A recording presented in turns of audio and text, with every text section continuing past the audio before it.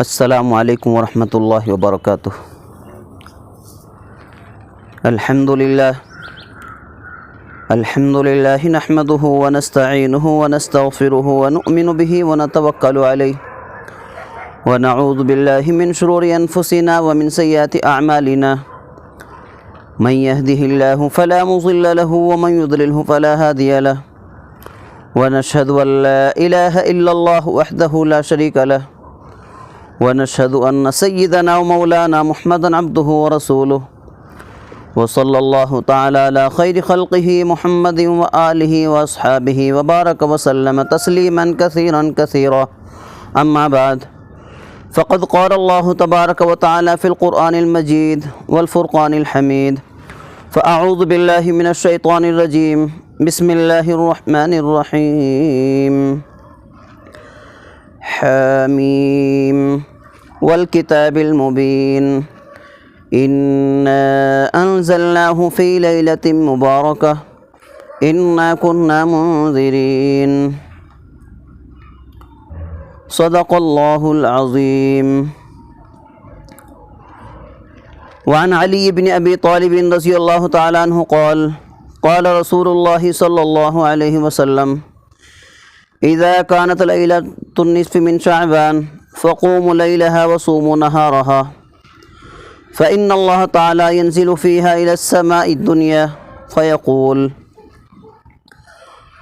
ألا من مستغفر فأغفر له، وألا من مسترزق فأرزقه، وألا من مبتلى فأعافيه، ألا كذا وكذا حتى يطلع الفجر، او کما قال صلی اللہ علیہ وسلم.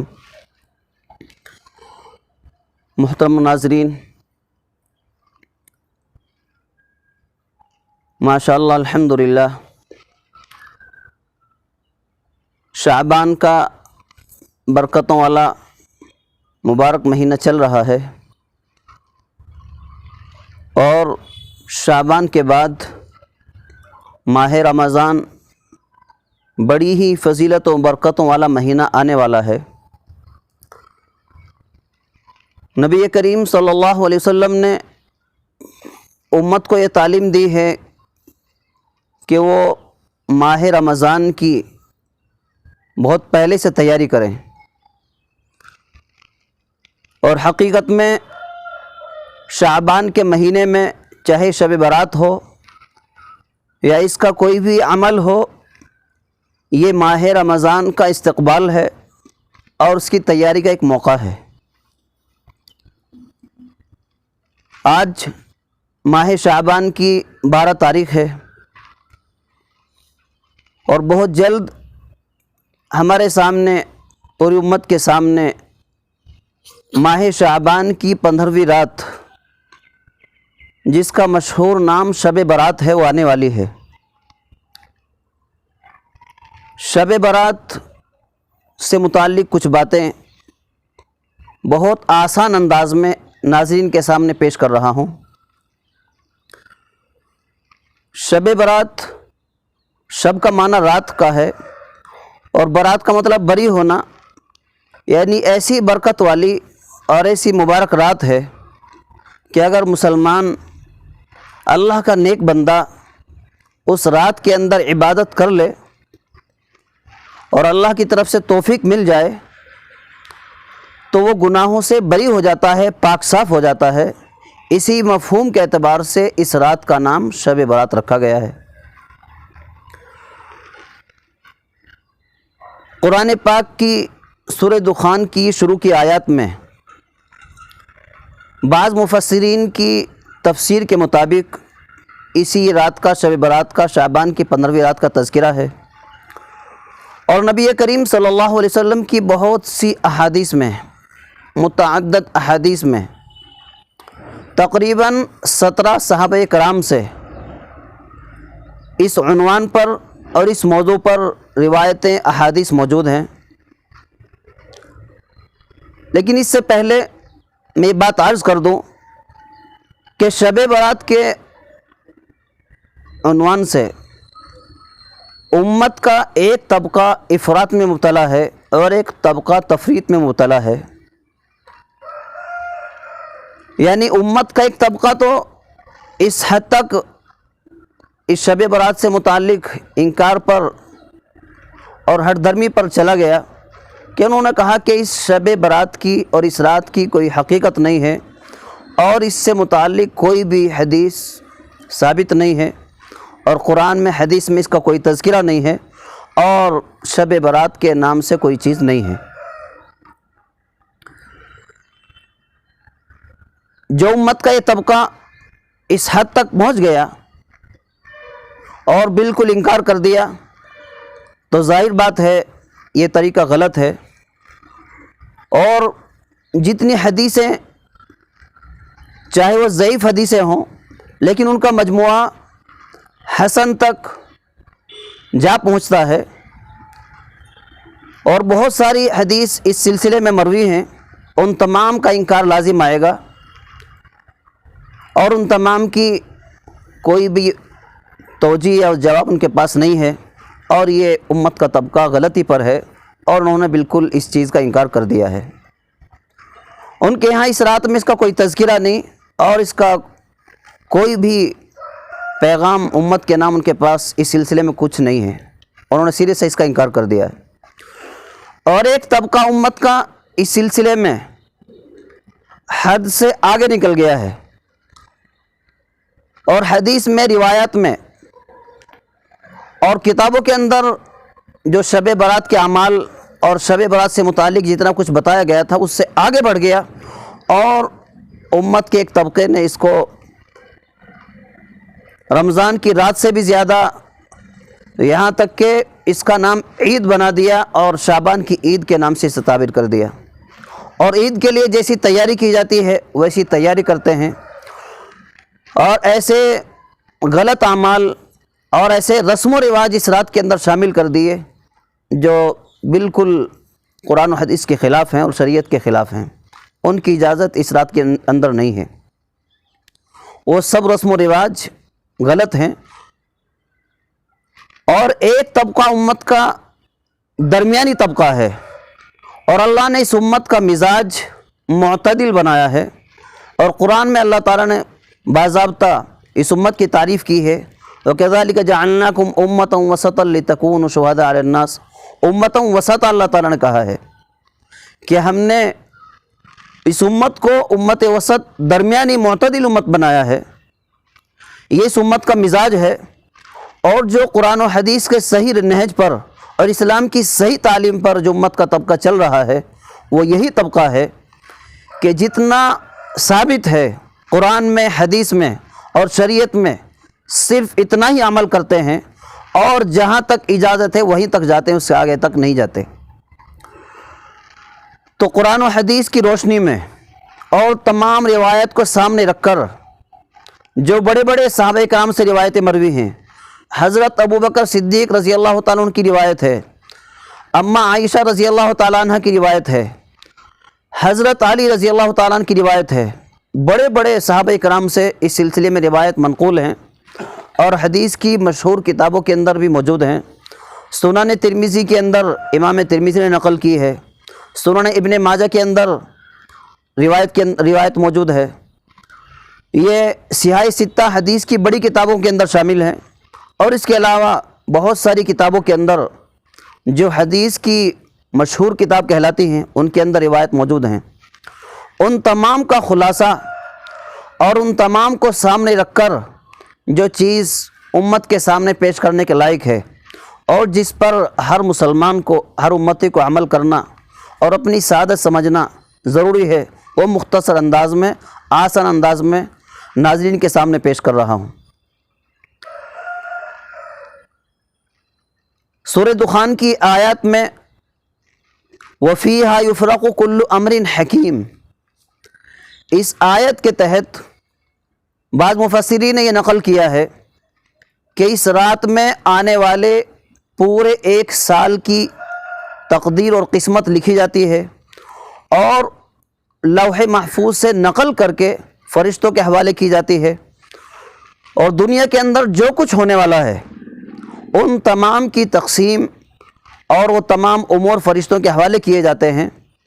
موت، زندگی، عبادت اور انسان دنیا کے اندر کیا کیا کرے گا، نکاح ہوگا، شادی ہوگی، حج کے لیے جائے گا، تمام اعمال جو بھی انسان اس 1 سال تک دنیا کے اندر کرے گا ان کی تقسیم اسی رات میں ہوتی ہے اور ان کا فیصلہ اسی رات میں ہوتا ہے۔ اس لیے اس کو فیصلوں والی رات، تقدیر لکھے جانے والی رات، قسمت لکھی جانے والی رات کہا جاتا ہے، اور اس کا تذکرہ حدیث کے اندر بھی موجود ہے۔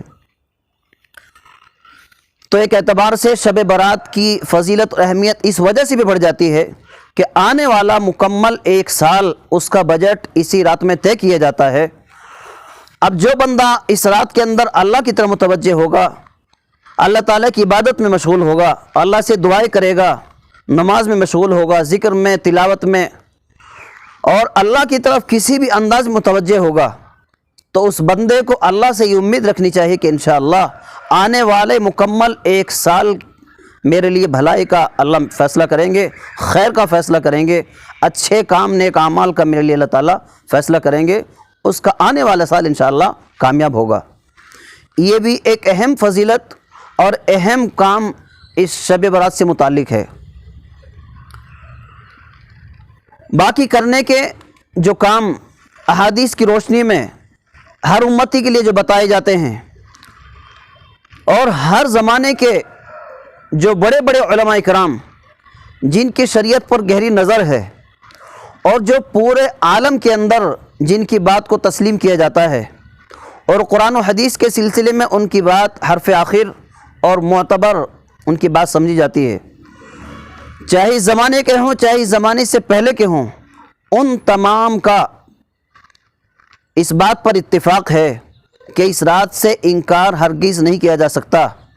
اور اس رات کی حدیث کے اندر فضیلت موجود ہے۔ ان احادیث کی بنا پر علماء کرام نے خلاصے کے طور پر 3 اعمال کرنے کے شب برات کے بتائے ہیں کہ شب برات کے 3 اعمال کرنے کے ہیں۔ اگرچہ وہ اعمال فرض یا واجب درجے کے نہیں ہیں، اور بعض علماء نے ان کو سنت میں بھی شمار نہیں کیا ہے، یعنی ان کو مسنون نہیں کہا ہے، بلکہ مستحب کا، استحباب کا درجہ دیا ہے، اور ان کے کرنے پر اللہ سے ثواب کی امید ہے، اور اگر ان کو نہ کریں تو اس پر کوئی مواخذہ نہیں ہے اور اس پر کوئی پکڑ نہیں ہوگی، اور اس کے خلاف آخرت میں کوئی کارروائی نہیں ہوگی، کیونکہ ان امور کا، ان اعمال کا درجہ استحباب کا ہے، مستحب کا ہے۔ اگر کرے گا تو ثواب ملے گا، نیکی پائے گا، اور اگر نہیں کرے گا تو کوئی مواخذہ نہیں ہوگا۔ ان 3 اعمال میں سے ایک عمل کہ اس مبارک رات کو عبادت کے اندر گزارا جائے،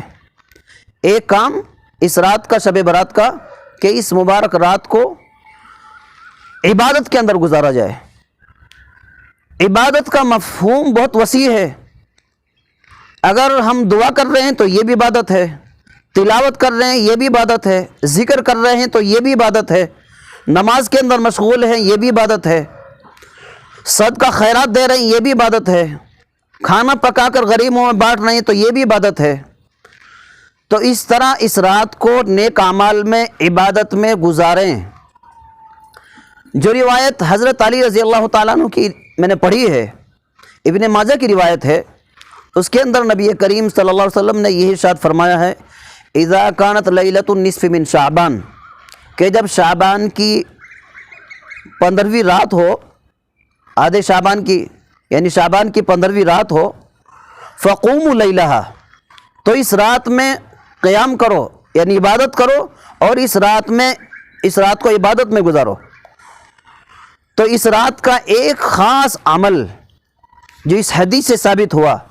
کہ اس رات میں اللہ کی عبادت کی جائے، اس رات کو عبادت میں گزارا جائے۔ دوسرا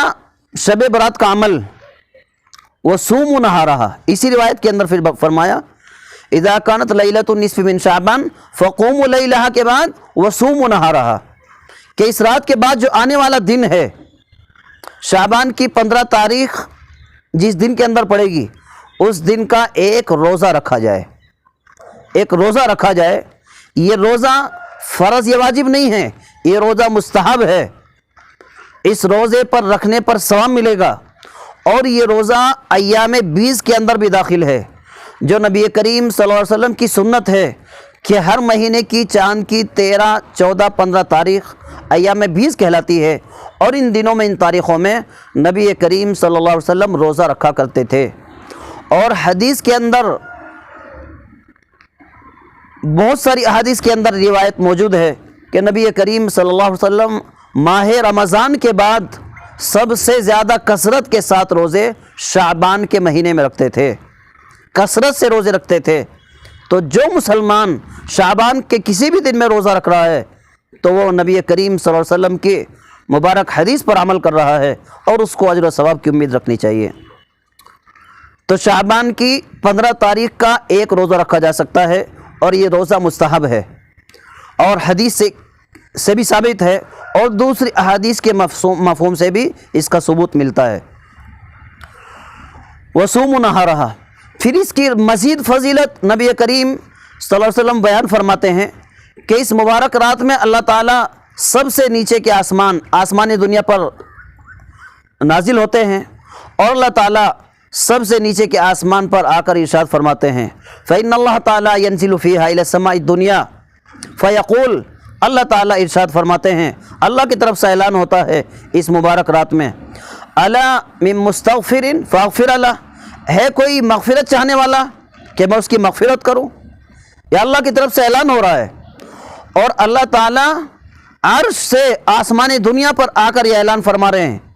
اس مبارک رات میں، ہے کوئی مغفرت چاہنے والا کہ میں اس کی مغفرت کروں، اس کے گناہوں کو معاف کروں۔ حضرات انبیاء اور رسولوں کے بعد کوئی انسان اپنے معصوم ہونے کا دعویٰ نہیں کر سکتا، ہم سراپا گنہگار ہیں، ہمیں ایسی مبارک رات کی بہت ضرورت ہے، اور ایسے خاص وقت اور خاص موقع کی ہمیشہ ہمیں تلاش رہنی چاہیے،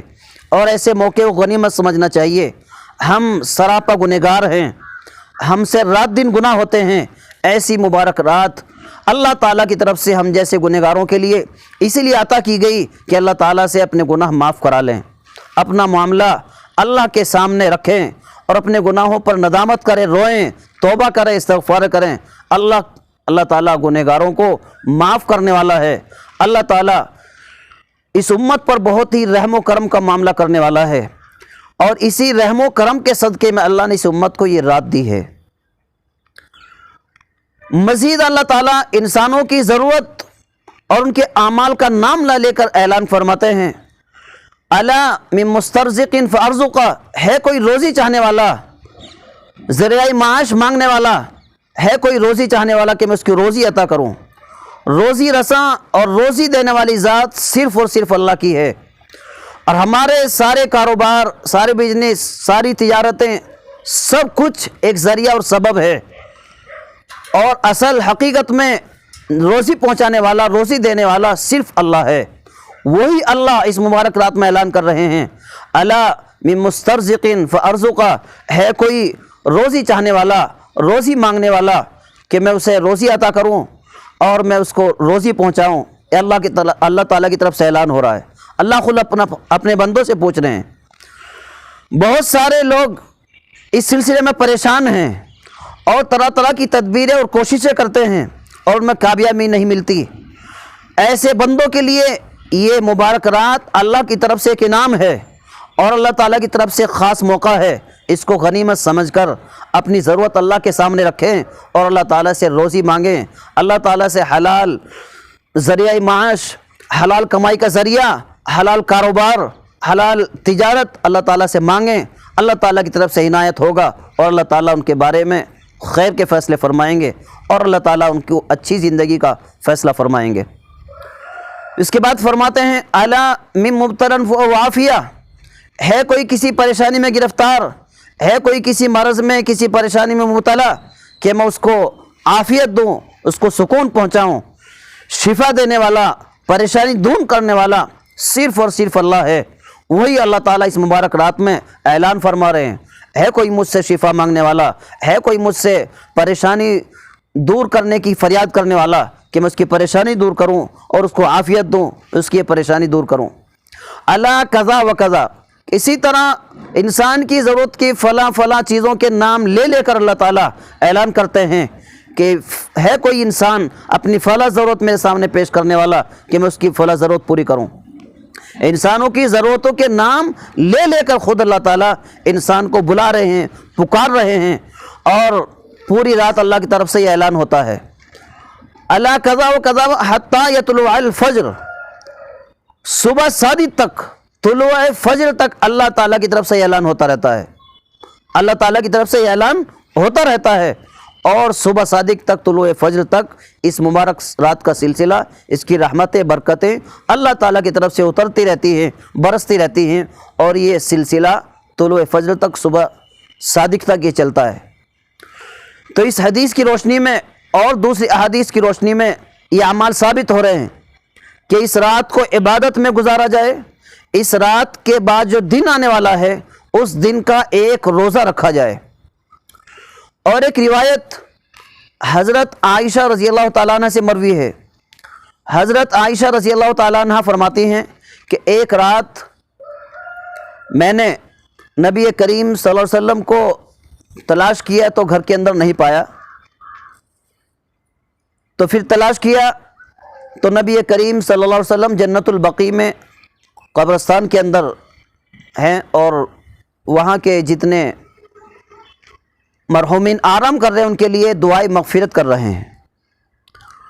حضرت عائشہ رضی اللہ تعالیٰ عنہ کے پوچھنے پر نبی کریم صلی اللہ علیہ وسلم نے ارشاد فرمایا کہ آج رات یہ شعبان کی 15ویں رات ہے،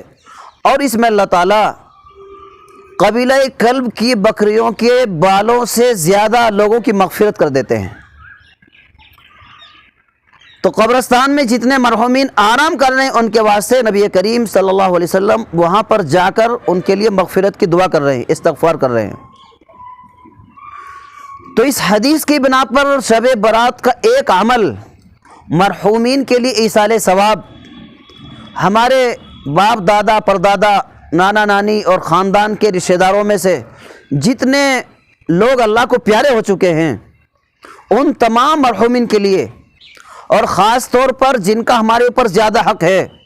اور ہمارے اوپر ہمارے جن رشتہ داروں کا اور خاندان والوں کا جن کا زیادہ احسان ہے، اور آج وہ ہمارے سامنے دنیا کے اندر موجود نہیں ہیں، اللہ کو پیارے ہو چکے ہیں، اللہ کے دربار میں پہنچ چکے ہیں اور قبروں میں آرام کر رہے ہیں، تو آج وہ ہمارے دعاؤں کے مستحق ہیں، استغفار کے مستحق ہیں،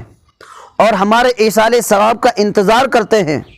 اور اس بات کے انتظار میں رہتے ہیں کہ ہماری فلاں اولاد، ہمارا فلاں بیٹا، ہمارا فلاں رشتہ دار ہمارے لیے کیا تحفہ بھیجتا ہے، اور ہمارے لیے کیا سامان آخرت میں جو ہمیں کام آ جائے، قبر میں کام آ جائے، ہمارے لیے کیا ایصال ثواب کرتا ہے، کیا ثواب ہم کو پہنچاتا ہے، اس بات کے انتظار میں رہتے ہیں۔ تو شب برات کا ایک خاص عمل مرحومین کے لیے ایصال ثواب ہے۔ ایصال ثواب بھی مختلف انداز سے کیا جا سکتا ہے کہ کوئی کسی مرحوم کا نام لے کر اس کے لیے اللہ سے دعا کر دے، یا اللہ فلاں کی مغفرت فرما، یہ اس کے لیے دعا ہے اور ایصال ثواب ہے۔ اللہ تعالیٰ اس دعا کی برکت سے اس مرحوم کے اوپر رحم فرمائیں گے، اگر کسی پریشانی میں گرفتار ہے اللہ اس کی پریشانی دور کر دیں گے۔ قرآن پاک کی تلاوت کر کے، کوئی بھی ذکر تسبیح پڑھ کر، کوئی بھی ذکر کر کے تسبیح پڑھ کر، یہاں تک کہ جتنے کلمات خیر ہیں، سبحان اللہ، الحمدللہ، اللہ اکبر، کلمے کا ورد لا الہ الا اللہ محمد الرسول اللہ، یہ تمام کلمات خیر ہیں، اور ان ہر کلمے کے پڑھنے پر ثواب ملتا ہے، نیکی ملتی ہیں۔ ان چیزوں کا ثواب مرحوم کو پہنچایا جا سکتا ہے، صدقہ خیرات کیا جا سکتا ہے، اور غریبوں میں کھانا تقسیم کیا جا سکتا ہے، اور نفل نماز پڑھ کر، نفل روزہ رکھ کر، اور کوئی بھی نفل عبادت کر کے اس کا ثواب اپنے مرحوم کو پہنچا سکتے ہیں۔ یہ سب شکلیں ہیں ایصال ثواب کی۔ تو شب برات کا ایک خاص عمل مرحومین کے واسطے ایصال ثواب۔ تو امت کے سامنے یہ پیغام علماء امت کی طرف سے کہ اس رات کے مسنون، اگرچہ ان کو نہ کہیں لیکن مستحب کا درجہ دیا جا سکتا ہے، کہ مستحب 3 اعمال ثابت ہوتے ہیں، 3 عمل احادیث سے ثابت ہوتے ہیں۔ ایک، اس رات کو عبادت کے اندر گزارا جائے، اس رات کا ایک خاص عمل عبادت، خاص عبادت، اور دوسری راتوں سے زیادہ عبادت، اور اپنی طرف سے اس میں کچھ نہیں جتنا حدیث سے ثابت ہے۔ آپ نماز پڑھو، ذکر کرو، تسبیح کرو، تلاوت کرو، اپنی طرف سے کوئی زیادتی نہیں کر سکتے۔ کوئی خاص نماز روایت سے اس رات کے اندر ثابت نہیں ہے، کوئی خاص ذکر ثابت نہیں ہے، کوئی خاص عبادت ثابت نہیں ہے۔ عام دنوں میں جو ذکر ہے، تسبیح ہے، نماز ہے، اسی انداز میں اس رات کے اندر عبادت کر سکتے ہیں۔ تو اس رات کو زیادہ سے زیادہ عبادت کی جائے۔ اور سب سے آخری درجہ اس رات کا جو کسی نہ کسی درجے میں اس کی فضیلت لینا چاہتے ہیں کہ کم سے کم عشاء کی نماز تکبیر اولیٰ جماعت سے پڑھی جائے، اور اللہ تعالیٰ موقع دیں، چانس دیں، اور سعادت مندی کی بات ہو، تہجد کے اندر اٹھ جائیں، تہجد کی نماز پڑھ لیں، اور فجر کی نماز تکبیر اولیٰ جماعت کے ساتھ ادا کی جائے۔ یہ آخری درجہ ہے اس رات کا۔ تو ایک عمل اس رات کا عبادت، زیادہ سے زیادہ عبادت کی جائے۔ دوسرا عمل، رات کے بعد جو دن آنے والا ہے، شعبان کی 15 تاریخ کا روزہ رکھا جائے۔ اور ایک تیسرا عمل، مرحومین کے واسطے ایصال ثواب۔ تو خلاصے کے طور پر یہ 3 عمل شب برات میں کرنے کے ہیں۔ شب برات کے 3 عمل ہیں، کوئی چاروں عمل امت کے سامنے، احادیث کے سامنے، احادیث سے ثابت نہیں ہوتا، یہ 3 عمل ثابت ہوتے ہیں، اور خلاصے کے طور پر یہ 3 عمل بتائے۔ اور باقی بہت ساری چیزیں بھی ہیں جو بیان کی جا سکتی ہیں، لیکن مختصر انداز میں احادیث کو سامنے رکھ کر خلاصے کے طور پر یہ 3 اعمال بتائے ہیں شب برات کے کرنے کے۔ اللہ تعالی ہم سب کو، پوری امت کو دین کی صحیح سمجھ عطا فرمائے، اور شب برات کو انہی احادیث میں، یہ احادیث کی روشنی میں، شریعت کی روشنی میں منانے کی اور کرنے کی توفیق عطا فرمائے۔ اور جتنا ثابت ہے، جتنا اللہ اور اس کے رسول نے بتایا ہے، بس اتنا ہی اسی حد پر رہنے اور اسی حد کے اندر رہنے کی اللہ تعالی ہم سب کو توفیق عطا فرمائے، اور تمام غلط قسم کے رسم و رواج سے، بدعات اور خرافات سے ہم سب کی اللہ تعالی پوری امت کی حفاظت فرمائے۔ وآخر دعوانا ان الحمد للہ رب العالمین۔